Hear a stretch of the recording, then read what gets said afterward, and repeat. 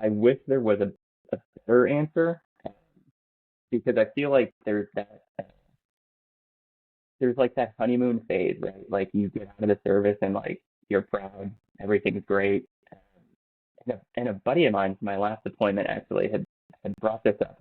I have not looked into it to see if what the research holds, but we started to notice this trend um, around like 5 years of a lot of guys from our last deployment like really starting to.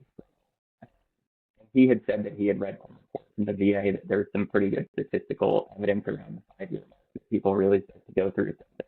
And I wish I knew what the answer was, because I don't think they do a good job on the reserve side. Again, never been on active duty, so I can't really speak to it other than what people say. But like, I mean, when you leave the reserves, it's like, hey, sign your checkout sheet, like hand us your ID, and like thanks for your service. There's because of the way that we do like those medical stand down drills once a year where they like funnel in the people who talk about like resources in the VA and all that. You don't get that on the back end that says like, hey, now that you're officially out, like here's who you can talk to, here's who you can call. Because I think you have a lot of trepidation, right? Like people go through shit and they don't realize how it affects them. And Bill and I, there were a couple people from our last deployment who like were really, really going through some stuff a year, 2 years ago, to the point where like, there's a text chain with like seven of us, like former, sergeants and staff sergeants, and like, hey, this person's struggling, who's in the area, who can get to them, like, how do we kind of rally around it? Yeah. And unfortunately, I had a buddy who I used to live with here in Boston who was in, I think he was in 8th Marine, but different deployments to Afghanistan, but had equally gone through a lot of stuff and had a lot of issues with alcohol and has been sober. But I remember talking to him around the same time that this guy was going through stuff, and I said, what can I do to help? Like, how can we kind of help him? Because it doesn't seem like what we're doing is helping him. And ultimately, which is sad, but it's the truth because it rings true in almost everyone's story, is he was like, dude, until he's ready, you can keep trying and like it's good to be there for him, but until he's ready to do it and like face down the demons, like it's not going to work. He's like, I've gone to facilities before to try and get sober off the recommendation of, hey, if you don't do this, blah, blah, blah, X, Y, and Z is going to happen, whether it's we're going to fire you or you're going to lose your job, whatever.